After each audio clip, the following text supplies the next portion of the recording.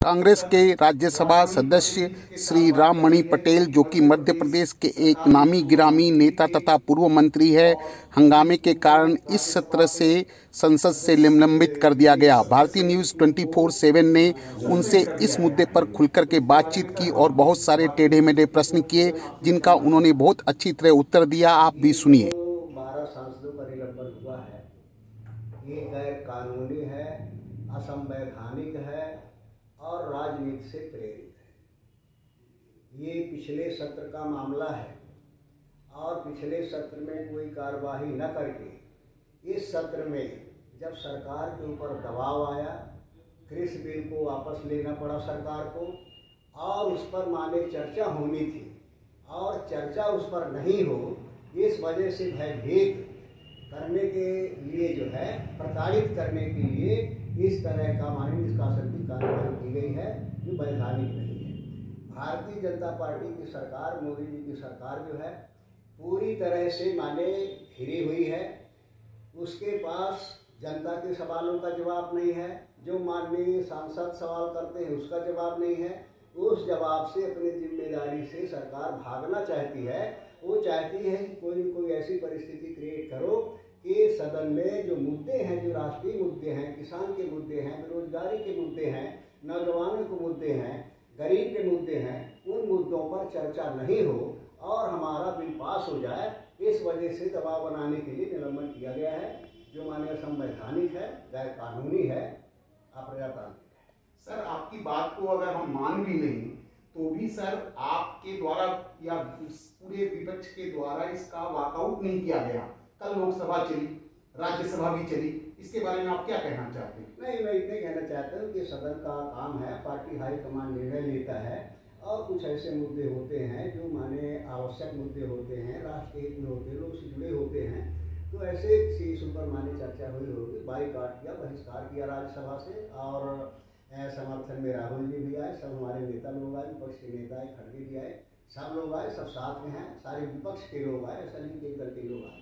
वो तो आए सर, किंतु कल आपके दल के सदस्यों ने भी लोकसभा चलाई, अधीर रंजन जी ने, मल्लिकार्जुन जी ने, और तो इसके बारे में आप क्या कहेंगे? नहीं, इसके बारे में हमारे नेताओं की क्या स्ट्रेटजी है, इस स्ट्रेटजी के आधार पर जो भी निर्णय करते हैं वो निर्णय करेंगे और इसके समर्थन में हम लोग भूख हड़ताल करें जब तक निलंबन वापस नहीं होगा। सर, पूरे राज्यसभा में पीयूष गोयल जी ने कहा और हमारे सभाधिपति वाइस प्रेसिडेंट श्री नायडू जी ने भी कहा कि आप लोग माफ़ी मांग लें। इसके बारे में आपकी क्या राय है? हम तो ये कहना चाहते हैं कि पहले सरकार को माफ़ी मांगना चाहिए। संविधान चुने हुए जनता के प्रतिनिधि को अपनी बात कहने का, जनता की आवाज़ उठाने का, अन्याय के खिलाफ आवाज़ उठाने का, किसी गरीब से गरीब के हक अधिकार की आवाज़ उठाने का, उसके स्वाभिमान और सम्मान की रक्षा का आवाज़ उठाने का, ये हमारा संवैधानिक अधिकार है। संविधान से बड़ा कोई नहीं है। तो जो हमारा संवैधानिक अधिकार है, उस अधिकार को दबाया गया। कृषि जैसा महत्वपूर्ण बिल आया, उसमें चर्चा नहीं करने दिया, उसमें वोटिंग नहीं करने दिया, तानाशाही रवैये से उस बिल को पास कराया गया, तो उसके खिलाफ बोलना, आवाज़ उठाना जो है, क्या ये गुनाह है? गुनाह तो सरकार कर रही है, जो प्रजातांत्रिक मूल्यों की आवाज़ को दबाना चाहती है, जनता की आवाज़ को दबाना चाहती है और दादागिरी के आधार पर बिल पास कराना चाहती है, तो गलती सरकार की है। सरकार के पास कोई जवाब नहीं है। सरकार आज तक कहती रही किसानों को कि आतंकवादियों का संगठन है, ये खालिस्तानियों का है, ये आंदोलन जीवियों का है। तो क्या ये मान लिया जब मोदी जी इसका जवाब दे कि अगर ये इनका आंदोलन था, किसानों का नहीं था, तो आज आप कृषि बिल वापस ले रहे हो, तो क्या खालिस्तानियों के दबाव में ले रहे हो? सर, आपको क्या लगता है कि आपकी कांग्रेस की सरकार ने या कांग्रेस पार्टी ने इस मुद्दे को सर्वभारतीय रूप में नहीं उठाया? आपके मध्य प्रदेश में भी कोई विरोध देखने के लिए नहीं मिला, तो इसके बारे में क्या कहेंगे? नहीं, हमारी पार्टी जो है नीतिगत निर्णय है, पार्टी अपनी स्ट्रेटजी तय कर रही है, पार्टी अपने तरीके से विरोध कर रही है। मध्य प्रदेश में जो है कार्यक्रम बन गया, मध्य प्रदेश में सारा विरोध हो रहा है इसके खिलाफ जो है, और निश्चित रूप से पार्टी उसके संबंध। आप माफ़ी नहीं मांगने वाले? माफ़ी का सवाल है, हमने बताया कि सरकार को माफ़ी मांगना चाहिए, हमको माफ़ी नहीं मांगे। पहले सरकार माफ़ी मांग लेके हमने आवाज़ को दबाने का प्रयास किया है, चुनौतियों से भागने का प्रयास किया है, हम गलत तरीके से बिल को लाए थे और माने दबाव में जो है बिल को वापस ले रहे हैं। ये इसलिए करें ना कि बिल को वापस ले रहे हैं, किसके कहने पे लाए थे और किस दबाव में आप दे रहे हो? ये सरकार समझते हैं 12 आदमी का निलंबन हुआ, उसमें कुछ जो मुख्य आरोपी थे, जो वहाँ पर स्टेज पे चढ़े उन लोगों का निलंबन नहीं हुआ, इसके बारे में आप क्या कहना चाहते हैं? जैसे बाजवाजी का नहीं हुआ। हम इतना कहना चाहते हैं कि इस संबंध में सरकार को पारदर्शिता अपनानी चाहिए। जो फुटेज है, हम किसी पर आरोप नहीं लगा रहे, लेकिन इतने चाहते हैं कि जो फुटेज है उसको सार्वजनिक करो, आम जनता के बीच में करो।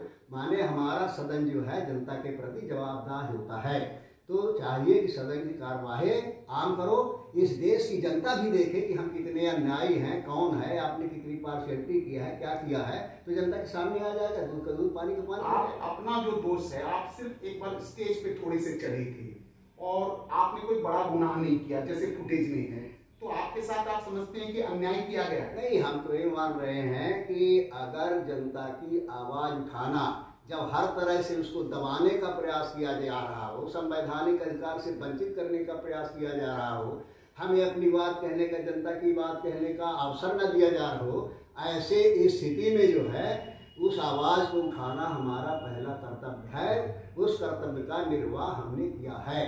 और एक ने कहा था कि सच कहना अगर बगावत है तो समझो हम भी बागी। मल्लिकार्जुन जी ने कहा कि ये राज्यसभा का पुराना सदस्यता में हुआ, सत्र में हुआ, इस सत्र में नहीं होना चाहिए। नायडू जी ने कहा कि सत्र बराबर चलता है, इसके बारे में आपकी क्या राय? नहीं, सत्र चलते हैं, लेकिन आप सब जानते हैं कि जब सत्र चलते हैं तो उसका नोटिफिकेशन होता है, राष्ट्रपति की उससे होता है कि सत्र कब से कब तक चलेगा, फिर दूसरा सत्र आता है।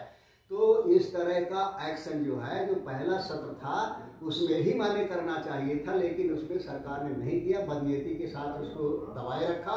और जब ये घिर गए चारों तरफ से सवालों से और सवालों का जवाब देने की स्थिति में रहे, तो एक दबाव बनाने के लिए, प्रेशर बनाने के लिए जो है, और जो मुख्य मुद्दा है उसे भटकाने के लिए जो है इस सत्र में कार्रवाई किया, जो इलीगल है, वैधानिक है, अप्रजातांत्रिक है। धन्यवाद भारतीय न्यूज़ से बात करने के लिए। थैंक्स, बहुत धन्यवाद।